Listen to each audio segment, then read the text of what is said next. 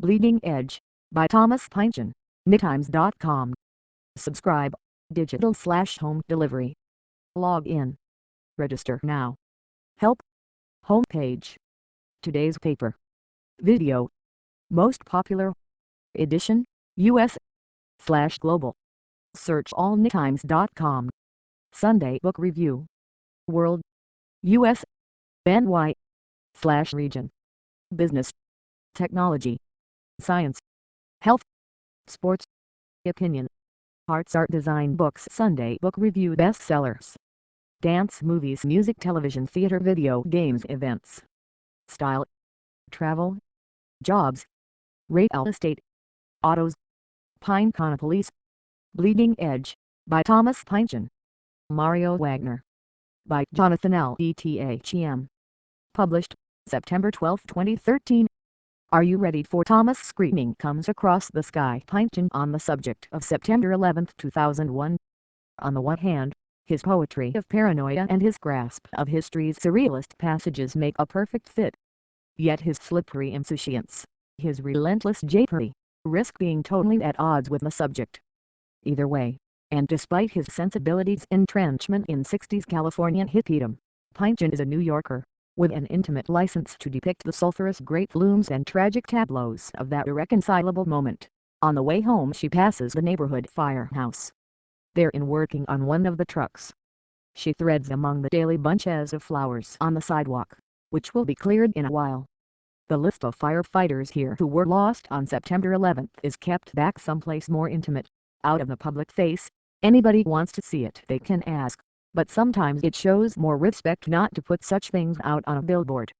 What makes these guys choose to go in, work 24-hour shifts and then keep working, keep throwing themselves into those shaky ruins, torching through steel, bringing people to safety, recovering parts of others, ending up sick, beat up by nightmares, disrespected, dead? Bleeding Edge, by Thomas Pynchon. 477 pages. The Penguin Press. $28.95. Enlarge this image. Mario Wagner. Thomas Pynchon. Meet Pete Hamill. Not so fast. For it is the audacity or recklessness of Bleeding Edge, Pynchon's new novel, also to sound like this. Maxine notices this one party out on a remote curve of the barn, drinking, you'd say, relentlessly what will prove to be Jägermeister and 151, through a day-glow straw out of a 20-ounce convenience store cup. Sure enough, it's him, Eric Jeffrey Outfield, V. Bergic, looking, except for the bare upper lip and a newly acquired soul patch, just like his ID photos.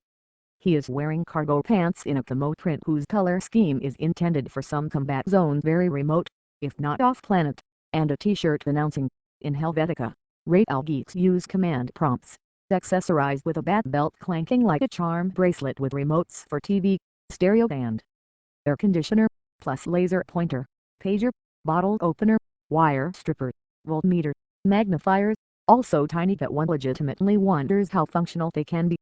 In fact, the awful day is delayed for more than 300 pages, by which time the two airliners crash not only into the Twin Towers but into an exemplary Pynchon Shaggy Dog novel in full effect.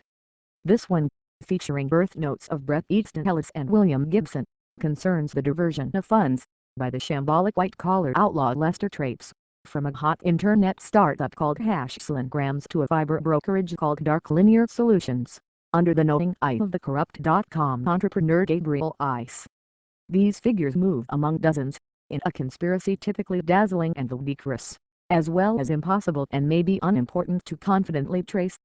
We join a good companion in failing to trace it, Maxine Tarnot, fraud investigator and mother of two, who among Pynchon's protagonists is rivaled for tangibility and homely charm only by the doper Private Eye Doc Sportolo, from 2009's Inherent Vice.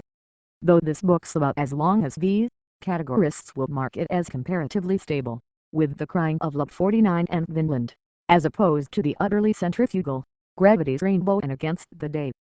Maxine pinballs between word, place and family, and among the men in her life, her ex-husband, the commodities trader Horst Loeffler, her infuriating fakes and shrink, Schoen, and the neoliberal death squad Spookiculus Windest, Pynchon's latest update of his prototypical cop-heavy. Like Philip Marlowe, Maxine plunged